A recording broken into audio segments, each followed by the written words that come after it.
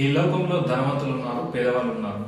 అయితే ధనవంతులకు ఎటువంటి ప్రాబ్లమ్స్ అనేది ఉండవు, కానీ పేదవారికి మాత్రం ప్రతిదీ ప్రాబ్లమే, దినదినం గండంగా మార్చబడుతుంది.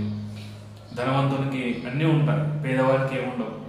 అయితే ధనవంతుడు తనకున్న ఆహారం వేస్ట్ చేసుకుంటాడు, లేకుంటే పాడేంత వరకు చూస్తాడు, లేకుంటే అవసరం లేదంటే బయట పడేస్తాడు. కానీ లేని వారికి, పేదవారికి ఇవ్వాలనే మనసు వారికి ఉండదు.